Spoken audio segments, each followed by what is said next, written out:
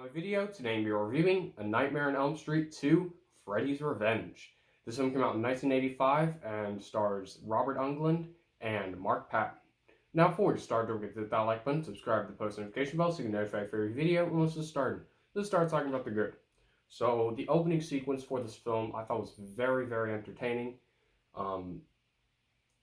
The sequences in this film that are meant to be creepy are extremely creepy. This is, of course, a Nightmare on Elm Street film. This is a horror film. Of course, Freddy Krueger returns, and he is very, very creepy.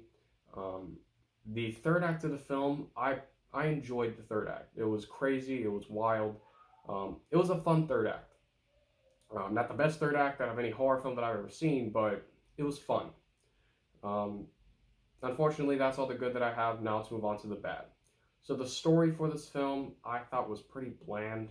Wasn't all that interesting. You had characters that I didn't really care about. I wasn't emotionally invested in these characters, and I didn't think they mattered. I didn't really care when some of them died.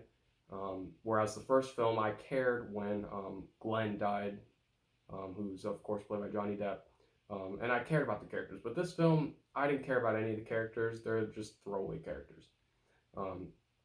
The comedic sequences in this film that were meant to be funny, I didn't find all that funny. There's one sequence in particular that is just horrendous. It is horrible. I don't know why they included that sequence in there. It's the dance sequence. I don't understand what they were thinking with that sequence. Why they included it, I don't know why. That is by far one of the most cringeworthy sequences out of the entire franchise. The acting I thought was mediocre. I mean, Freddy Krueger is Freddy Krueger. I mean, you can't go wrong with that character. Robert Englund's a great actor. But the rest of the characters, I just thought they were bland and just boring.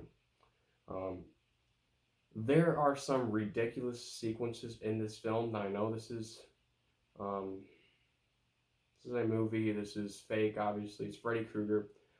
But there is a bird sequence in this film, which if you have seen the film, you will know what I'm talking about.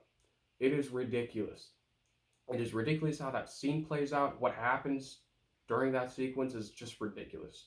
I don't know what the director was thinking about that sequence and why they included it, but oh well. And a lot of the sequences in this film, I found that they didn't flow very well. Sort of jumps around from sequence to sequence at times. So I didn't really enjoy that aspect of this film. And unfortunately, there are a lot of boring sequences within this film.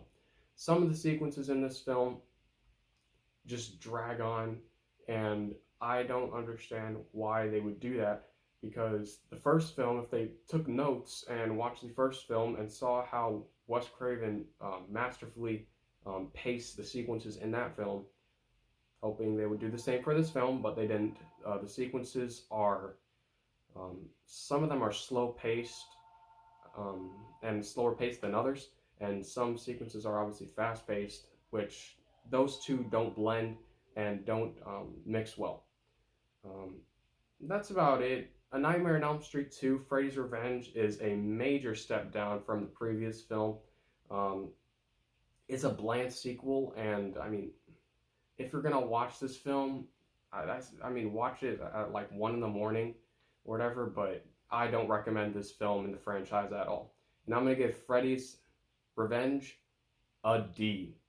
Thank you for watching. Don't forget to hit that like button, subscribe to the post notification bell so you can get notified for every video. I'm Peter. Thank you for watching.